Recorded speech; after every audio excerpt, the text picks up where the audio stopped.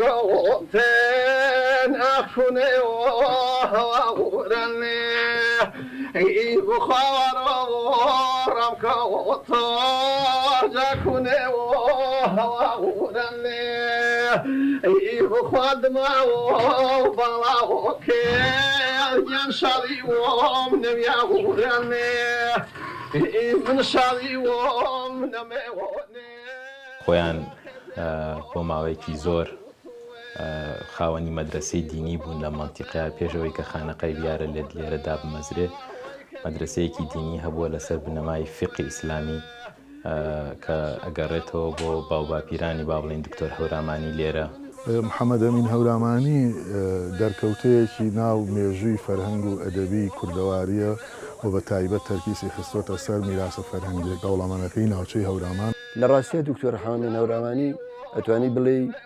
مەوسوعەیەک بوو لەبەرەوەی خۆی تەرخان کردو بوو بۆ فەرهەنگ و ئەدەبیات و مێژوو توانی خزمەتێکی وا بکات کە جێدەستی دیار بێت.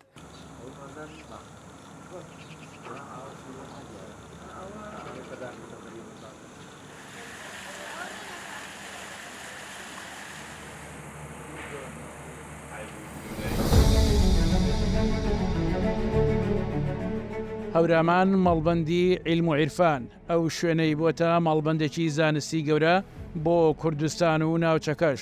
زۆرێک لە پیاوە ئاینەکان و مامۆستایان و شێخانی تەریقەت لێرەوە دروستبوون و عیلم و عیرفانیان وەرگرت دواتریش بوونە سەرچاوێکی گەورە و گرنگی زانستی و خوێندەواری لە ناوچەکە. چەند سەدەیەکە هەورامان و بیارەش بە تایبەت پێگەی خەڵکانی زانستخواز و فێرخوازان بووە. ئەم ڕێچکێتە ئەساش بەردەوامە و ساڵانە دەیان خوێنکار لێرەوە پەروەردە دەکرێن و دواتر خزمەت دەکەن. ئەمڕۆ لە هەورامانم بەرنامەی جێپەنجەی مێژووم هێناوەتە هەورامان و لە شارە جوان و ڕەنگینەکەی بیارەدام دەمەوێت لاپەڕازێڕینەکانی مێژووی نووسەرێکی کورد و هەورامیەکان هەڵبدەمەوە. لێرە قسە و باسێکی ورد لەسەر دکتۆر محەممەد ئەمین هەورامی ئەەکەم و قسە و باسی لەسەر کتێبەکانی و نووسینەکانی و بە دۆداچوونەکانی ئەو دەکەم. ئەو دەمێکە ئەوداڵی ئەوە بوو کە مێژووی کوردستان و هەورامیەکان هەڵبداتەوە. ئەمڕۆ منیش هاتووم ئەوداڵی نووسینەکانی ئەو بە دۆداچوونەکانی ئەوم بۆ ئێوەی ئاشکرا دەکەم و دەیخەمە ڕوو.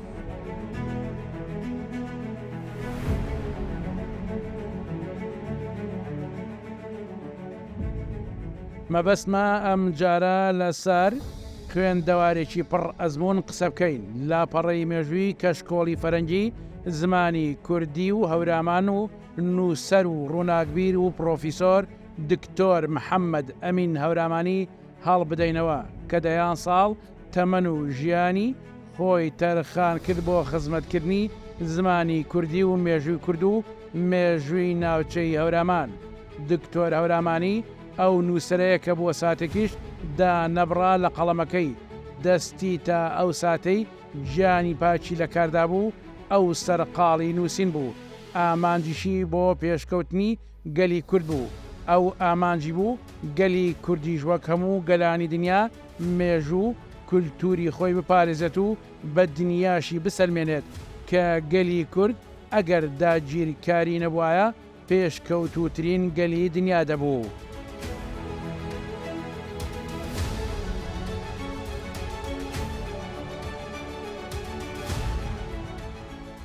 ناحەی بیارە سەر بە پارێزگای هەڵەبجێ و بیارە ئەو مەڵبەندەیە سەدان ساڵە باوەشی بۆ خزمەتکردنی ئاینی پیرۆزی ئیسلام کردوێتەوە و ئەوێ مەڵبەندی ژیان و خۆشگوزەرانیە. ئەوێ لە وەرزی هاویناندا باوەشی فێنچی بۆ گەشتیاران و ڕێبواران دەکاتەوە. تەنانەت لە وەرزەکانی دیکەشدا بیارە چۆن مەڵبەندی عیلم و عیرفانە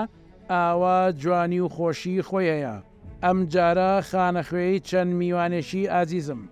لە گفتوگۆگرتن لەگەڵیان تێر نابیت. جاوە باسی ئەو زاتە گەورە نووسەرش دەکەن بەو زمانە شیرینەی خۆیان. بەڕاستی زیادە ڕۆی نییە بڵێم گفتوگۆیەکی پڕ چێژ دەکەین.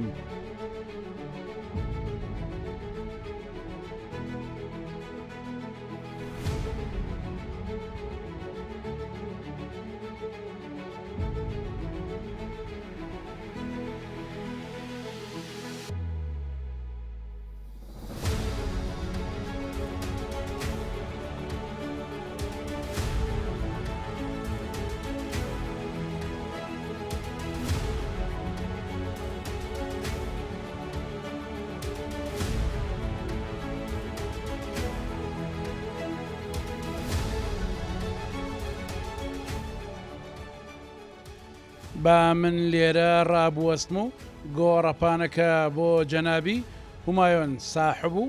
نووسەری ئازیز ئیبراهیمیکە و دکتۆر ئاودێر کۆکەیی چۆڵ بکەم و ئەوان دەتوانن بە زمانە پارا و شیرینەکەی خۆیان پێناسەی ئەو زاتە گەورەیە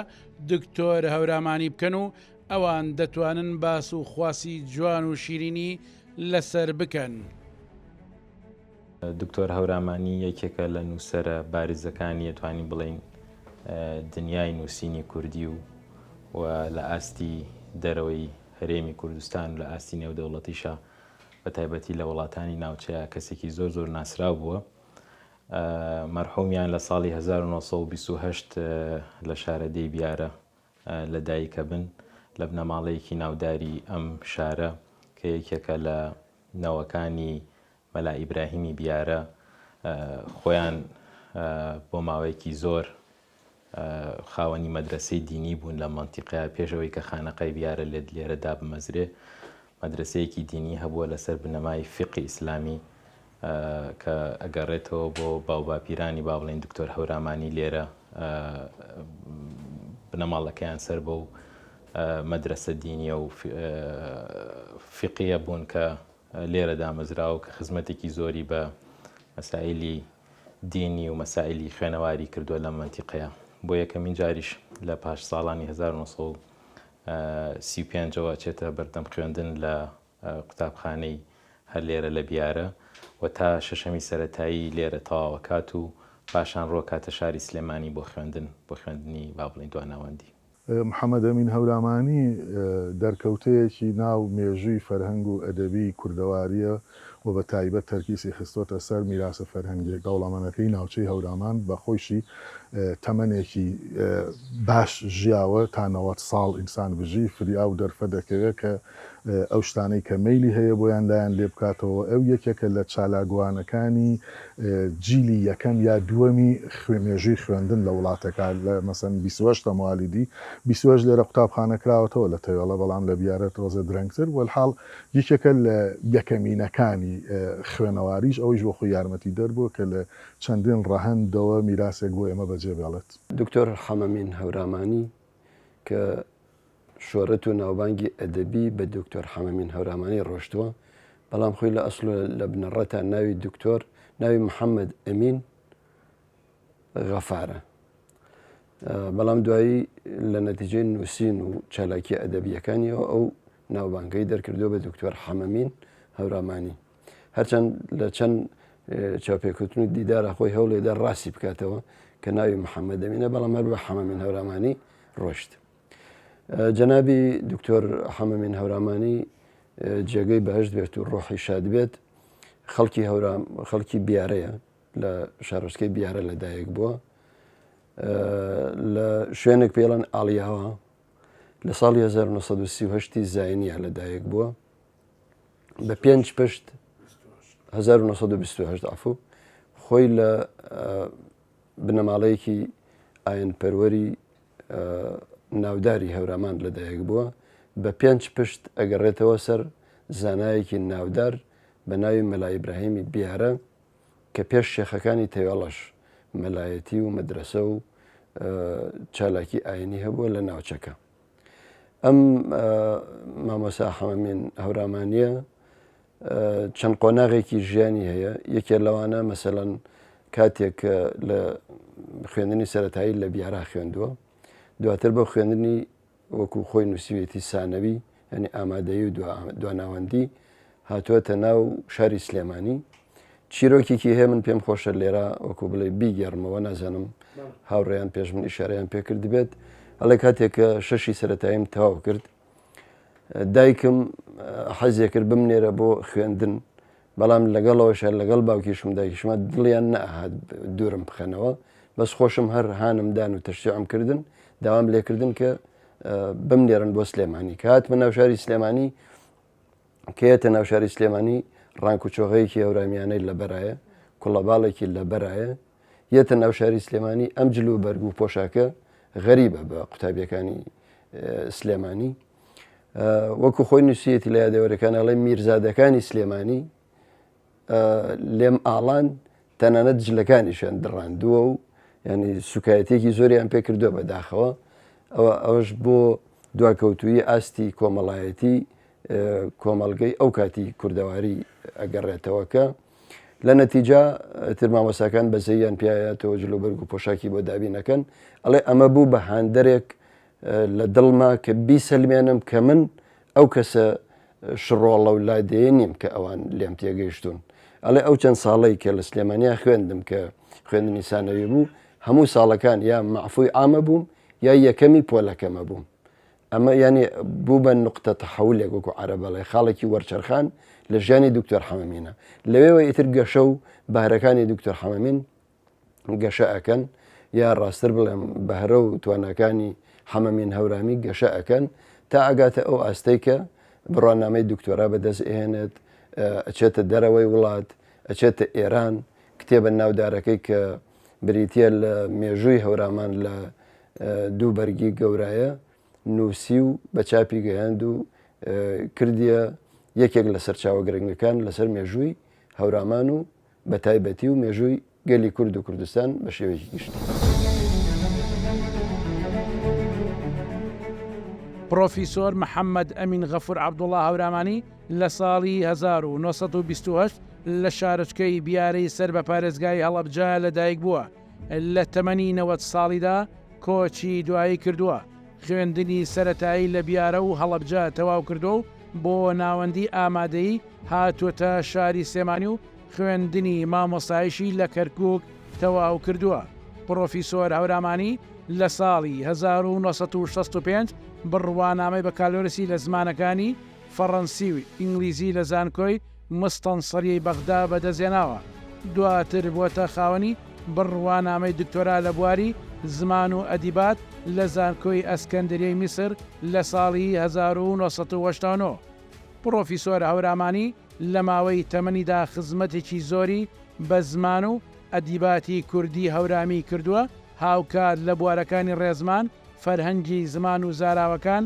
ئەدەب، مێژوو، کولتوری دەڤەری هەورامان و زمان و ئەدەبی کوردی خاوەنی زیاتر لە 25 کتێب و بەرهەمی چاپ کرابووە. لە مانگی 11 ساڵی 2010 کۆچی دوایی دەکات و هەل لەسەر ڕاستپاردەی خۆی لە تەنیش کتێبخانەکەیەوە لە بیارە بە خاک دەستپێردرێت. لە ڕاستیدا دکتۆر هەورامانی وەکوی کە لە هەمخۆی لە کتێبەکانیان باسیەکات هەر لەو بیدایەتەوە جۆرێک لە خولیای نووسین و خوێندنەوە و بە تایبەتی جۆرێک لە خولیای نووسین و کتێب و ئەوانەی هەبووە هەر لە بیدایەتی ژیانیەوە یەکێک بۆ لەو تەلەبانەی کە باڵن لەو خوێنکارانەی کە زۆرترین تەئسیری مامۆستا کەردۆخی لەسەر بووە و نووسینەکانی و دەربرینەکانی لای ئەوان جێگەی سەرنج و تێبینی بووە. بەڵام پاشەوەی کە خوێندن تەواوەکە و کە یەتەوە بۆ شارەدەی بیارە بۆ یەکەمین جار لە خانەقای بیارە لای شێخانی بیارە لەوێ بەهۆی تێکەڵیان لەگەڵ ئەوانە جۆرێک لە کاری پێڕە ئەسپێرێ، بەڵام بەهۆی با بڵێن ئەوەی کە لەو سەردەمەیە جۆرێک لە خوێنەواری لە منتیقەی باوڵین هەڵەبجەیە بڵاو نەبووە، پاشان ڕای ئەسپێرن بۆ منتیقەی هاوار لەوێ بێتە مامۆستا لە منتیقەی هاوارە با بڵێن لە گوندی هاوار کە سەر بەکایەکە یەکانە. ئەوەی کە من بڵی هەستم هەبێ و یعنی جۆرێک لە خوێندنەوەکانی هەستەکەم کە ئەچێتە ئەوێ زۆر تەئسیری خوێندن و خوێنەواری زیاتر لەسەر خۆی دروستەکات و بۆ یەکەمین جار لەوێ کتێبێک بە ناوی کاکەیەکانەوە ئەنووسێت. پێم وایە هەر لەو ساڵانەی بیدایەتی پەنجاکانە کە لەوێ کە بێتە مامۆستا ئیتر لێوە دەستەکا بە نووسین و بڵاوکردنەوەی کتێب و لەناو نووسینەکانی لە گۆڤارەکانی ئەو کاتەی حکوومەتی عێراقیدا کە بەڵێ یەکەم نووسینی کتێبی کاکەیەکانە کە دیارە لەسەر ژیان و مێژووی و بڵین دینی کاکەیەکان لەو کاتەیە ئەنووسێ. تەمان مامۆستا هەورامانی بەدەر لەوەی خۆی کەسێکی ئەدەبزانە کە نووسینەکانی کە ئەخوێنیتەوە زۆر جار وها هەستەکەی کتێبێکی جوگرافیایی ئەخوێنیتەوە یا هەستەکەی کتێبێکی دینی ئەخوێنیتەوە، زۆر جاری وایە کە چتە ناو کتێبەکانی و هەستەکەی کتێبێکی بە تاوەتی ڕێزمانی خوێنیتەوە ینی شارەزاییکی باشی هەبووە هەم لە مەسایری جوگرافیا بە تایبەتی لەو شوێنانەی کە بڵێن باسی سەرگوزەشتی ئەو منتیقانەکە چ لە ڕووی ڕێزمانەوە چ لە ڕووی ئەدەبەوە چ لە ڕووی کەڵچەریانەوە یعنی بۆعدێکی فراوانی نووسینی هەبووە مامۆستا هەورامانی. مامۆستا حەمامین هەورامانی خەڵەمەکەی فرەڕەهەندە لە فرە بوار و لە زۆر وێزگەتا کاری کردووە مەسە نەتوانین دابەشی کەین لە ڕووی ئاین اینجا ئەدەبیات ناسی بە مێژووی ئەدەب لێکۆڵینەوەی ئەدەب تیۆریای ئەدەب لەگەڵ ئاین لەگەڵ زمان لەگەڵ مێژوودا لە مەدانی ئەدەبیات ناسیدا بۆ ئێمە ئەوەی کە شیاوی لالێکردنەوە بێ و بوو بێ بە مەزدەرێکی باش گوڵزاری هەورامانی بە دوو بەرگبەجێشتووە کە تێیدا لەوێ بەراوردی زمانی نووسین ڕێڕەوی ئاینی ئول و بیر و باوەڕی ناوچەکەی تێدا باس کردووە ژیانی میرزا قادری پاوەی باس کردووە لەگەڵ ئەدەبیات و کۆمەڵێ مەلحەمەی ئاینی و دڵداری و داستان لەوێدا بوونیان هەیە لەگەڵ لەیل و مەجنونی چاپ کردووە هەروەها دیوانی وەلی دێوانە دیوانی میرزا ئەولقادر دیوانی ئاغا عنایەتی کە لەوێ مامۆستا حەمەڕەشی ئەمینی لە پاوە هاوکاری بووە دیارم لەوێدا باری مێژووی باری ئەدەبیات ناسی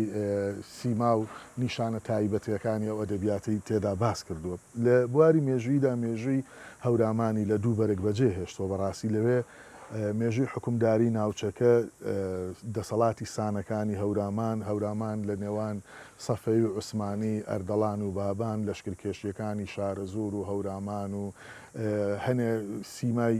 شوێنی وەکو بیارە تەوێڵە بەڵخە چەند لادەیەک اینجا فەرهەنگ جلوبەرێک لەوێدا باس کراوە ڕاو دیاردەکانی ڕاو مێژوی قەواڵەکان هەورامان لە لای ڕۆژەڵات ناسەکان چەند کەس باسییان کردووە هەورامان لە سەرچاوە ئەدەبیەکاندا لەوێدا هەمووی باس کردووە لە مێژووی هەوراماندا بێجگە لە مێژووی هەورامان لە زماندا زاری زمانی کوردی لە ترازوی بەراوردا بەراوردکاریە فەرهەنگی ئیدیۆمی هەورامی هەیە هەر لە زماندا مەسەلەن زمانی ئاوێستایی هەیە لە مێژوو جوگرافیادا هەورامان لە دێرینە ناسی ئاوێستادا لە هەرە دێرینە ناسیەکانی ئاوێستادا لەوێ باسی هەورامانەکە و باسی زمانەکەی لە ڕووی فەرهەنگەوە فەرهەنگی ئاریانڤاچی بە سێ بەرگەیە کە تێدا بێجگە لە باری وشەی ئەسیلی ناو ئاوێستاوە ڕیشە دۆزینەوە ڕیشە ناسی لە ناو وشەدا کردووە بێجگە لەوانە کە چەند کتێبێکیشی لەسەر پەروەردە هەیە بەڕاستی بێجگە لە بیرەوەری و یاداشتەکانی خۆیشی بەڵام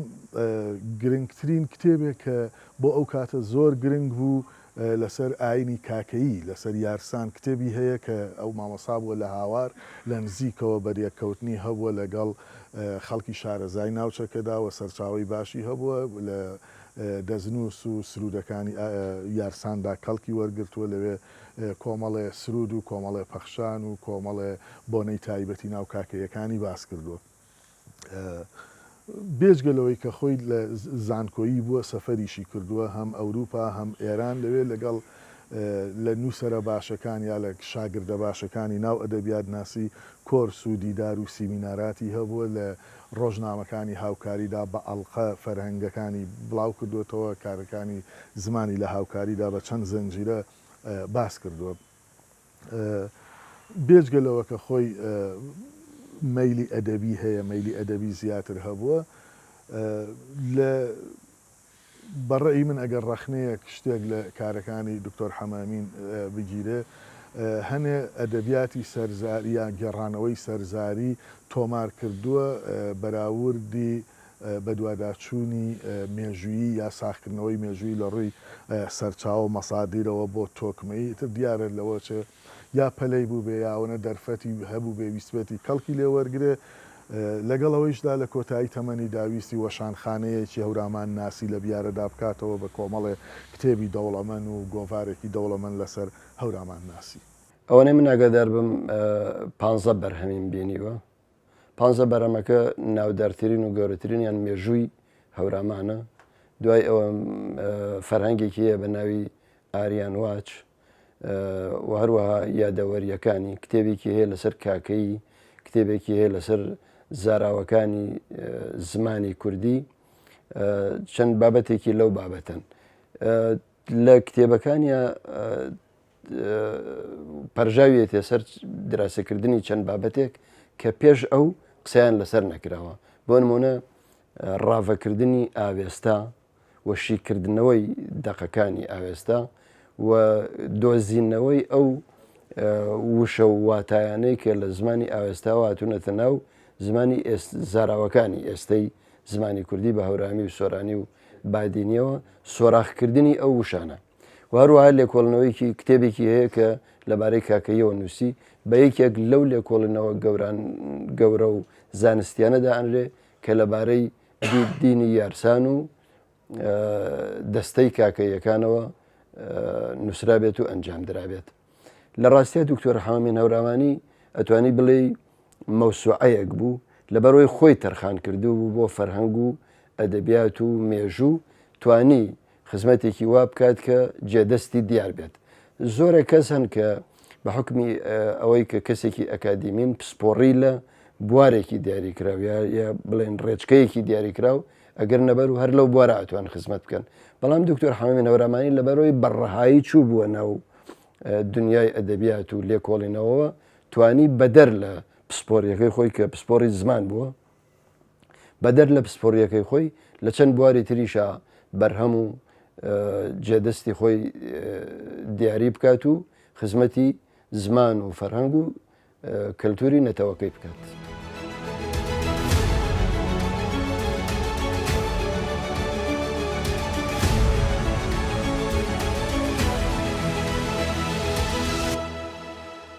طبعا بە حکمی نزیکیمان لەگەڵ دکتۆر هەورامانیە با بڵین مامی دایکی من ئەکا دکتۆر هەورامانی من چەند سەرگوزەشتێکی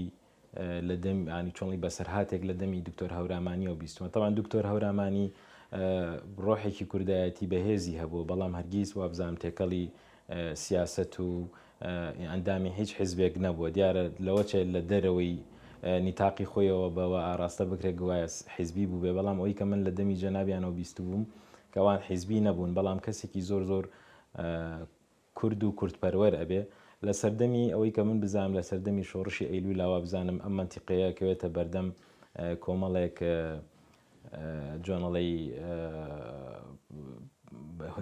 هێرشی ئەو سەردەمەی کە با بڵێن حکومەتی عێراقی. یەکێک لەو سەرگوزەشتانەی کە باسی کرد پێم وایە لە دوای ساڵانی 65 ئەوەی کە بە هەڵە نەبم سەردەمی با بڵێن زەعیم سدیقە لەو کاتەیە. طبعا خوێنەوارانی ئەو سەردەمە بانەکەنە هەڵەبجە بۆکو چۆنڵی جۆرێک لە جنێو بە مەرحومی بارزانی بن. یەکێک لەو کەسایەتیانەی کە وەکو بڵێ ینی هیچ باگراونێکی حیزبی نەبووە لەو کاتەشا ڕازی نەبوو بەوەی کە هیچ سەرکردەیەکی کورد لە زمانی ئەوە چۆنەڵی جۆرێک لە جنێو یا قسەی ناشرینی پێبوترێت. هەر لەبەر ئەوە بۆ ماوەیەک لە زیندانەکانی باوەڵین هەڵەبجەیە لەوێ زیندانی ئەکرێت. طبعا ئەمە لە ڕووی سیاسیەوە، لە ڕووی ئیجتیماعی کۆمەڵاتیەوە طبعا باڵێن ئەدەبی و هونەریەکان مێژوویەکانیەوە دکتۆر هەورامانی بە حکمیەکەی زمان ناس بووە بەشداری زۆرێک لەو کۆنفرانسە نێودەوڵەتیانی کردو خاصن لە وڵاتی ئێرانە. من بەبیرمە جارێکیان فەرمویان لە کۆنفرانسێکی زمان لە شاری وازام تارانە داوات ئەبێ باسی ڕیشەی زمانی کوردی و فارسی و باڵین زمانە ئاریایانە ئەکرێ لەو شوێنەیە کە ئەو باسی ئەکرد کە گوایە زمانی فارسی باڵین فارسی زۆر زەق کراوەتەوە کە گوایە سەرچاوی زمانەکانی ترە. ئەوزام دکتۆر هەورامانی لەوێ جواب ئەیاتەوە تەوان بە مستەنەداتی خۆیان ڕەدیاناتەوە ئەوی کە ئەوان فەرهەنگێکیان هەیە قاموسێکی زمانیانەیە بە ناوی قاموسی دێخۆدا. تەوان لە قاموسی دێخۆدایکێکە لە قاموسە کۆنەکانی دیارە با بڵێن ڕێزمانی ئێرانی لەوێ ئاماژە دکتۆر هەورامانی باتەوە سەرەوە قاموسە و ئاگاداریان نکاتەوە کە لەو قاموسەدا هەرچیەک هەیە کە وتراوە بەشێکی ڕیشەی زمانی کوردیە و خودی قاموسی دێخۆداش ئاماژە بووەوە کاکە گوایە هەر با بڵێن وشەیەک ڕیشەیەکە لە زمانی فارسیا سەرچاوەکەی نەدۆزرێتەوە بێ بگەڕێتەوە بۆ کوردی. یعنی بەدەر لەوەی کە زمان ناسێکی زۆر زۆر با بڵێن خاوەن زمان ناسێکی زۆر زۆر گەورەیە دکتۆر هەورامانی لە هەمان کاتە مێژووی ئەو ڕیشەی زمانانە ئەباتەوە سەرخۆی و بۆ یەک شارەزایکی باشی هەیە لە بوارەکەی خۆیان و شارەزایکی باشی هەبووە لە بواری خۆیان. ئەو کتێبانەی کە لە بواری پەروەردا وانەوتنەوە مامۆسای سەرکەوتەوەوانە کە ئیشارەی پێکردوون لە خولەکانی ڕاهێنانە کاتی خۆی مامۆسایان کەڵکیان لێوەرەگرتن لانی کەم خصوصیات و تایبەتمەندی تەدریس و تعلیم و ئەوانەی کەڵکیان هەبوو وەکو وانە وەرئەگیران ئەوەیشی لە مێژووی ئەدەبیات یا لە مێژووی هەوراماندا بیەوێ کارکار لابد بە بێشک ئەگەڕێتەوە بۆ مەزدەرەکانی ئەو بە تایبەتی ئەو کتێبەی کە مێژووی هەورامانە مەسەرن تۆ گەر بتێ باسی هەرای سانەکان جەنگەکان جەنگینەوان هەورانیەکان ناخیەکان لە ئێراندا باسکەی ینی مەزدەرێکی باشن بۆ ئەوانەی لە ئەدەبیاتە کار ئەەکەن لەگەڵ مێژوودا کارەکەن بێژگە ئەوەی کە ئەو کتێبی ئاریان ڤاچەی کە فەرهەنگێکی ئاوێستایی زەردەشتیە ئەوەیش بۆ خۆی گرنگە لەوێ لە ناویدا چەندین ئاتەشگە و شوێنەواری دێرینەی سەردەمی زەردەشتی لە هەورامانە هەر لە ئاتەشگای بیارەوە هەتا درێژە بێتەوە بۆ بانی شاری لای خورماڵ شوێنەوارە دێرینەکانی باس کردووە ساخی کردوونەتەوە ینی ئێمە ئەگەر لە ئەدەبیات و لە مێژوو لە زماندا کار بکەین بە بێگومان کتێبەکانی مامۆستا حەمەمین یەکێکن لە سەرچاوە یەکەمینەکان ینی ئیشارەیان ئەبێ بێ بگرێت و لە سەریان لێکۆڵینەوە بکرێت چونکە بێجگە ئەوەی کە خۆی خەڵکی منتقەکەیە توانیوێتی دەستنووسە کۆنەکان ببینێ بە نەفەسێکی تقریبەن فەرهەنگی سیاسەتێکی ڕۆشنی کوردبوون لە ناو پرۆژەکە ئیشی کردو چونکە خۆی ئەوە گرنگە لە باتی پەرتکردن فەرهەنگی دەوڵەمەند دروستکردن گرنگە ئینسان لە سیاسەتی قەڵەمەکەی داخۆی سیاسەتەکەی بەو جۆرە بێ لە باتی یەکتر نەخوێنەوە یەکتر قبولکردن لە باتی وێرانکردن بنیادنان ئەوە لەبەرەوە ئینسانە گەڕێتەوە بۆ کتێبەکانی مامۆستا حەمەمی. ئێمە لە ڕاستیە وای ئەخوێنەوە کە دکتۆر حامین هەورامەنی وەکو لە پێشەوە باسم کرد ئەگەر وەکو تەخەسوس و پسپۆڕی بچوایەتە ناو بوارێک لە بوارەکانەوە یان تەکلیف بکرایە وەکو وەزیفەیەک ئەنجامی بدایە بێگومان ئەوەی نەئەکرد کە ئێستا کردوویەتی یا ئەوەی پێ نەئەکرا کە کردوویەتی بەڵام لەبەرەوەی وەکو هیوایەت و حەز و خولیای خۆی چوەتە ناو مەجالەکەەوە بەڵکو بە پێچەوانەوە لە پێناوی ئەوە دەستی هەڵگرتووە لە تەنانەت ژیانی خێزانی خۆی لە بیرەوەریەکانی ئەگەڕێتەوە کە دوایەوەی کە مناڵەکانی گەورە ئەبن و ئەچنە ئەوروپا اینجا ئەم خۆی تەرخانەکە بۆ ئەو حەزە فەرهەنگیەی هەرچەند دواتر لەگەڵ ژیانی پێگەناوەتەوە لەگەڵ خاتونێکی ترا و تا ئەخیری ژیانیشیە لەگەڵ یاژیاوە بەڵام ژیانەکەی هەروکو ژیانێکی هاوڕێیانە بووە نە ئەوەی کەەوە بڵێ ژیانی تەرخان بکات بۆ ئەوە ئەوەیشی کە دەستی کەوتووە لە نەتیجەی وەزیفە و ژیانی وەزیفیەوە و دواتر کە لە ئەوروپا ژیاوە هەمووی هێنایەوە لە بیارەکردی بە ناوەندێکی فەرهەنگی خانوویەکی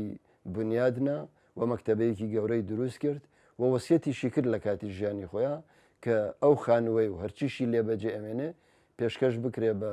زانکۆی هەڵەبجە و خۆشببختانە پێشکەشیش کرا بەڵام بەداخەوە وەکو پێویست سوودی لێوە نەگیرا و نەخرایە کار لەبەرەوە من لێرەوە لە سێبەری ئەو چالاکیانەی خۆیەوە ناوەکەی ئەنێم ینی عاشق بە فەرهەنگ و ئەدەبیات و زمانی هەورامی ینی مامۆستا حەمەمین دکتۆر حامین هەورامانی عاشق بوو بە زمان و فەرهەنگی ناوچە و نەتەوەکەی لەو پێناوە ژیانی تواناکانی تەنانەت دەستکەوتە مادیەکانیشی خستە خزمەتی ئەو خەون و خولیایی کە ئەتوانم بڵێم خۆی لە ئاستی تمۆح و چاوەڕوانی خۆیان نەبوو هێشتا چونکە بەڵگەش لەسەر ئەوەیە کە سەرڕایەوەی کە هەموو کتێبەکانی لەسەر ئەرکی شخصی خۆی چاپکراون چەند دەستنووسێکیشی مابوونەوە کە نەیتوانی چاپیانکە ئێستا لای بەڕێزێکن کە کاک ناسەحیناوە خوشکەزایەتی ئەوەنێ من ئاگادار بم ئیشیان لەسەرەکە کە وایان لێ بکات بە کەڵکی ئەوە بێن بە غیابی خۆی چاپ بکرێن و هەڵیان تیا ڕوونەدەن. بەرهەمە چاپکراوەکانی دکتۆر محەممەد ئەمین هەورامانی چۆن دەبیتە مامۆستایەکی سەرکەوتوو سەرەتایەک لە فینۆلۆژی زمانی کوردی فۆنەتیکی زمانی کوردی زاری زمانی کوردی لە تەرازووی بەراوردا میرزا ئۆڵقادر فەرهەنگی ئیریان ڤاچ کوردی کۆنونێ زمانی ئاڤێستا سۆکۆلۆف مێژووی ڕێبازی زمانی کوردی بەراوردی نێوان زمانی کوردی و ئاڤێستا لەیل و مەجنون ما كتب عن اللغة الكردية ولي ديوانا الرسنايتي مێژووی گوڵزاری هەورامان کاکەیی زارە کوردیەکان جوگرافیا و مێژووی هەرە دێرینی هەورامان لە ئاڤێسادا هەندێ لە لاپەڕەکانی ژیانم وڵاتی کەیانیان و زەردەشت و هەورامان لە ئاڤێستادا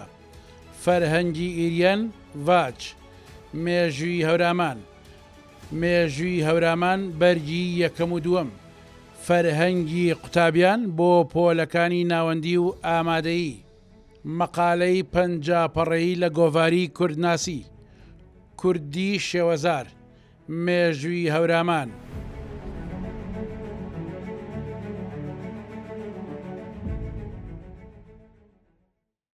بەکارێڕستاوەکە لە شاری بەغانیشتە جێ ئەبێ بۆ ماوەیەکی زۆر لەوێ نووسین و سەرنجەکانی بڵاوە کاتەوە هەر زووش ئەکەوێتە ژێر چاودێری با بڵێن ڕژێمی پێشووی عێراق لەو کاتەیە بۆیە ئەمە ژواکە کە لە ئاخیر بڵێن لە کۆتایی با بڵێن هەشتاکانەوە سەرەتای نەوەدەکانە بە ناچاری عێراق جێ ئەڵێ ڕۆکاتە وڵاتی ئێران لەوێ ئەچێتە ماڵی یەکێک لە سانەکانی هەورامان بە ناوی عێزت بەکی لۆهۆنی لەوێ نیشتەجێ بێ و احترامێکی زۆر ئەگیرێ لەوێ مێژووی هەورامان ئەنووسێتەوە ئەوی کە بۆ من گێڕاوێتەوە کاتێککە مێژووی هەورامان ئەنووسێت تقریبان بۆ ماوەی 5 ساڵ زیاتر وەکو بڵێ لادێ بە لادێی هەورامان و نەک منتیقی هەورامان تەنان منتیقی جافەکانی ئەو منتیقەیە ئەگەڕێ بە شوێن ڕیشەی زمان و مێژووی هەورامان و جۆرێک لە لێکدانەوانی ئەگەر سەرنجی کتێبەکانی دکتۆر هەورامانی بی زۆر بە باشی باسی لەهجەی با بڵێن خەڵکی کورد ئەکا لە منتیقەیەوە ئەیان باتەوە سەر ڕیشەی خۆیان و بە باشی ئەتوانێت تەفکیکێکی جیاواز لە نووسینی تر بۆ مەسایلی ڕیشەناسی لادێناسی و با بڵێن قەوم ناسی و عشیرەت ناسی و زمان ناسی ئەو منتیقانە بکە بۆی کە من ئەوەی کە هەستەکەم زۆر ناڕەحەتێکی زۆری چەستووە بۆی کە ئەو سەرچاوانە بەدەست بێنە چ لە ڕووی خوێندنەوە چ لە ڕووی جاری وایە بەشێکی زۆری لە داهات و پارەی و سەرمایی خۆی بەکارهێنا بۆی کە تا بتوانێت بەڵگەیەک بدۆزێتەوە لەسەر مێژووی کورد لەسەر زمانی کوردی جا ئەگەر ئەم بەڵگەیە قابلی اعتماد بوو بێ یا بۆ قابلی اعتماد نەبووێ دوجار ئەو لەسەر ماڵ و گیرفانی خۆی ئەم کتێبانەی بەرهەمێناوە پێش مامەستا دیارە پێم وتی پێشینەکە لێرە هەر جارە بوونی ئەوە ئێستا مزگەوتمانەیە لەسەرەوە ینی دەستنووسی گەورەی تیاوە مزگەوتی مەلا نەزیر قورآانە دەستنووسەکەی تێدا لە 92 ساڵیان نووسیوێتیەوە ینی تەوێڵە بە تایبەتی بیارە و تەوێڵە بەبوونی دوای ئەوەی کە تەریقەتی نەقشبندی ئەیان کاتە مەکۆیەکی زۆر جوڵا و ئەکتیڤی ناو فەرهەنگ و ڕۆشنبیری ئێمە لێرەدا چەندین مەلا و مفتی بەیازنووس و کاتبی گەورەن کە ئەسەریان بەجێماوە ینی ئەوە کۆنتر لە ئانووساتی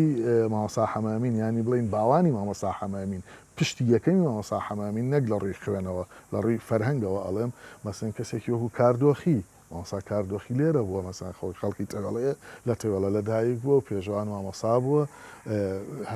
هەتێن لەو بەرهەمانە پێشتر کاردۆخی ساقی کردوونەتەوە دوایی مامۆستا حەمامین کاریان لەسەرکات. بێگومان هەر شتێککە نووسرا و چاپ کرا و خراە ناو مەکتەبەوە ڕۆژێ لە ڕۆژان ئەبێتە سەرچاوە بینا لەسەرەوە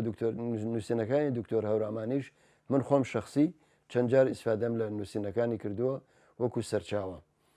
نەک هەر من لەوانەیە دەیان لێکۆڵەری تریش سوودی لە نووسینەکانی ئەو غێری ئەویش وەرگرتبێت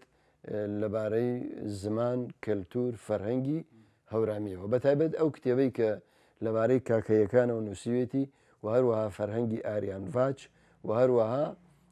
مێژووی هەورامان ئەم سێ کتێبەی زۆر گرنگن بۆ زمان و کەلتور و فەرهەنگ و تەنانەت جوغرافیا و مێژووی هەورامان کە بەردەوام لێکۆڵەران و نووسەران سوودیان لێوەرەگرن بەراوردێکی قورسە بڵێ لە ڕابردووە یا لە داهاتووە یا لە ئێستا هاوشێوەی کەسێک هەیە بێگومان هەیە بەڵام ئایا ئەناسرێت ئایا دەرئەکەوێت ئایا بەختیارەتی کە بتوانێت وەکو پێویست ئەو شتانێک کە نووسیوێتی چاپیان بکە بەڵاویان بکاتەوە بیان گەیەنێ بە خەڵک ئەمە بۆ هەموو کەس دەست نادا. من هەر ئێستا کە قسە بۆ جەنابەتەکەم چەندین کەسایەتی تری هاوشێوەی دکتۆر حەمەمین لە زێن و خەیاڵما هەیە، بەڵام لەوانەیە هەندێکیان تەمەەن ڕێگەی نەدابن، هەندێکیان ئیمکاناتی مادی ڕێگەی نەدابن، هەندێکیان هەلومەرجی سیاسی و کۆمەڵایەتی ڕێگەی نەدابن کە ببن و دەرکەون و بتوانن بەرەمەکانیان چاپ بگەێنن. بەڵام دکتۆر حەمەمین جیاوازیەکەی لەوایە کە بە هیممەتی خۆی هەنی چاوەڕێن نەبووە کەسێک بێ یارمەتی بدا، چاوەڕێن نەبوو ئۆکەی و ئیعاز لە کەسێک وەربگرێت، خۆی ئەوەی کە نووسیوێتی تەنانەت هەموو نووسینەکانی نەک بڵێم زۆربەی هیچ یەکێک لە نووسینەکانی کەس پێداچوونەوەی بۆ نەکردووە، ئەوەی کە خۆی نووسیوێتی چاپی کردووە. زۆر جار نووسەر بە حکمی ئەو کە منیش نووسەرم کە شتێگە نووسێ هەوڵ ئەدات پیشانی کەسانی تری بکە ڕاوێش بکە لەگەڵ خەڵکە بۆ ئەوەی کەمترین هەڵە ڕووبە و دەوڵەمەندتریشی بکە. بە پێچەوانەوە دکتۆر حەمەمین هەورامانی لە عەزرەتی ئەوە لە تاوی ئەوە کە وەکو بڵێ بەرهەمەکەی نەفەوتێت بە پێویستی نەزانیوە ئەو وردەکاریە بکە. تەنانەت لە مێژووی هەورامانە کە سەرنجێکە لەسەر مێژووی هەورامان هەیە و ئێمەش بەردەوام هەمانە لەسەری ئەوەیە کە بۆ نمونە نەقلێکی کردووە لە شتێک، لە مەستەرێک، لە چاوپێکەوتنێک، لە کەسێک، لە کەسایەتیەک، تەنانەت لە پیرە پیاوە و پیرەژنێک کەم جار ناوی بردوون، هەندێک جار ناوی، بەڵام کەم جار زۆربەی کات هەروەکو نەقلەکەی نووسیوە. ئەمە یەکێکە لەو مەئخەز و لەو ڕخنانەی کە لە نووسینەکانی دکتۆر حەمەمین ئەگیرێت کە کەمتر پەراوێز و تەوسیقی نووسینەکانی کردووە. ئەمەش بۆ ئەوە گەڕێتەوە کە یەکەم پەلەی بووە کە ئەو شتەی کردوویەتی بە ئامانجی بگەێنێ، دووەمیش ئەمەنە باوەڕی بەخۆی هەبووە، سێهەمیش ئەگونجێ ئەمەیان وەکو من وەکو لێکدانەوەی خۆم بیڵێم چاوەڕێن نەبوو بێ ئەم کتێبانەی ڕۆژە لە ڕۆژان ببنە سەرچاوە و ببنە جێگە و مایەی لێکۆڵینەوەی خەڵک. ئەوەی جێگای تێڕامانە ئەو هەر بەهاتنەوەی بە یەکجارەکی کە بڕیاری دابوو لە هەورامان و شارۆچکەی بیارە نیشتەجێ بێت، ئەوەی لە پلان و بەرنامەیدا بوو لەوێ سنتەرێکی گەورەی ڕۆشنبیری دروست بکات تاکو سوود بەگشتی بە کوردستان و خەڵکە خوێندەوارەکەی بگەێنێت. بەڵام لەو کاتەدا ئیدارەی ناوچەکە ڕێگری لێ دەکەن و بە بیانووی زیادەڕۆیی لەسەر زەوی میری، بەڵام ئەو کۆڵناداد و لە خانوێکی نیمچە بچووکدا کارەکانی دەکات و بۆ ئەوەش ئەو شوێنە داگیر نەکرێت وەسێت دەکات لە دوای مردنی هەر لەوێدا بە خاک بسپێردێت. دوای خۆشی هەموو مڵک و ماڵ و خان و کتێب و نووسینەکانی پێشکەش بە زانکۆی هەڵەبجە دەکات، بەڵام ئەوە نەبووەتە هۆی ئاسوودەبوونی گیانی ئەو زاتە گەورەیە، چونکە تا ئێستا وەک پێویست نووسین و کتێبەکانی هەڵنەگیراوە سوودی لێ نابینرێت. جا ئەگەر وا بڕات چەند ساڵێکی دیکە کۆی کتێبەکانی کەشکۆڵی فەرەنگی زمانی کوردی و هەورامان لە ناو دەچن.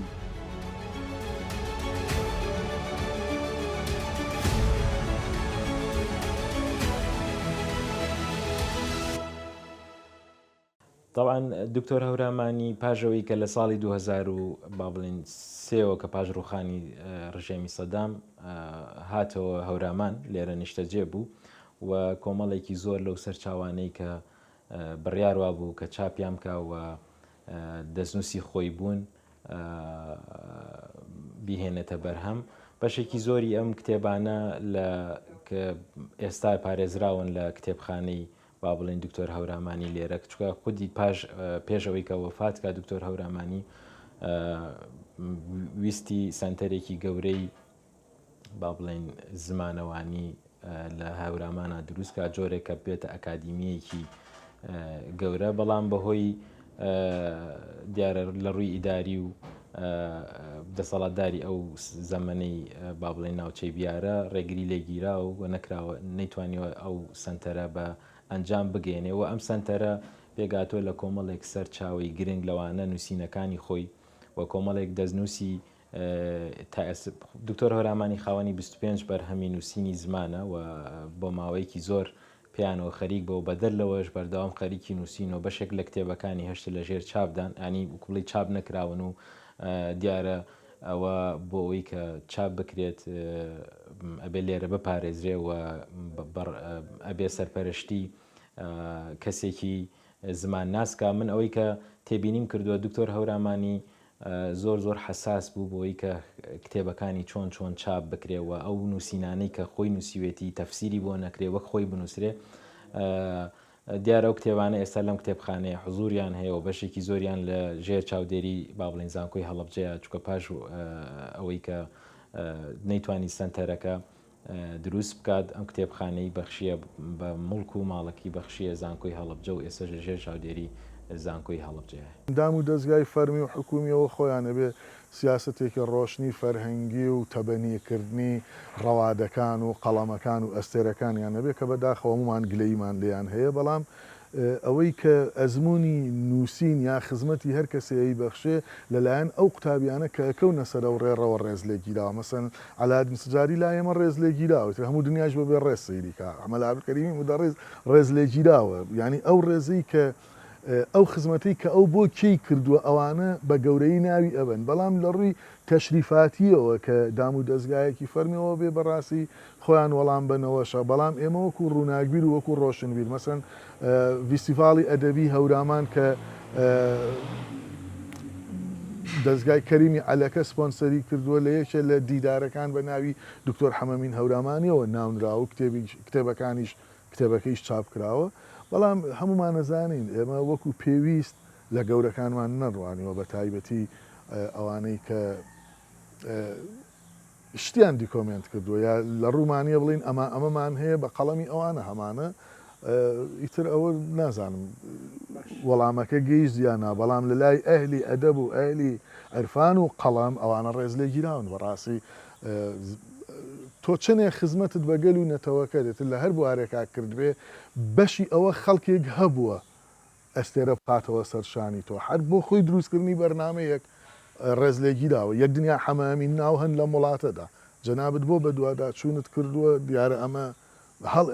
ئەیەنێ کە تۆ لی بکۆڵیتەوە و ناوی بە نەمری بێڵیتەوە و جۆرێ پاداشتێکی ئەخلاقی بیتەوە بەڕاستی من دکتۆر حەمەمین وایە بێنم چونکە لەو تەمەنەکەمە توانیوێتی ئیشێکی زۆر بکە بۆ نمونە مەسەرەن کەسێکی و زانایەکی وەکو مامەستا مەلا عەبدولکەریمی مدەڕەس کە توانی سەرمایەی ئەدەبی کورد شاعیرەکان هەموو کۆ بکاتەوە لێکۆڵنەوەیان لەسەر بکە یەکێکە لەو کەسانەی کە بە تەمەن پڕبەرەکەت دائەنرێ بەڵام لەگەڵەوە ناکرێت بەراوردی دکتۆر حەمەمین بکەین بە مامەستا مەلا عەبدولکەریم کە مامەستا مەلا عەبدولکەریم مؤسسەیەکی گەورە لە خزمەتیا بووە تەمەنی تەرخان بووە نیشتەجێ بووە لە یەک شوێنە سووتان و ڕاکردن و ماڵوێرانی بەسەراناتوە بەڵام دکتۆر حەمەمین ئەگە بەراورد وەکووتمان مناڵی لە بیارا بەسەر بردووە لاوێتی و گەنجێتی لە سلێمانیا بەسەر بردووە پیاوەتی لە بەغا بەسەر بردووە دوایی ئاوارەی ئێران بووە لەوێەوە چۆتە ئەوروپا لە ئەوروپان نەخۆش کەوتووە لە نەتیجە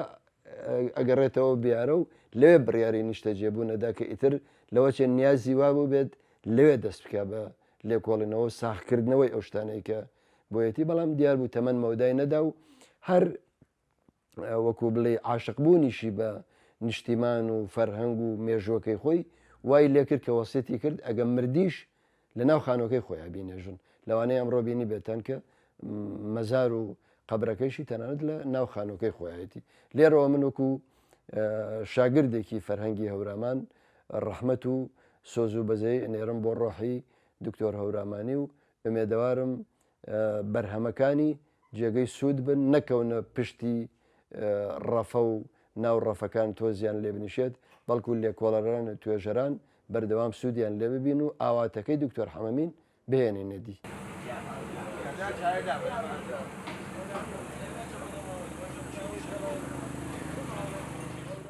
زۆرە نەوانەی کە ژیانی خۆیان تەرخان کرد بۆ نووسینەوەی مێژوو و کولتور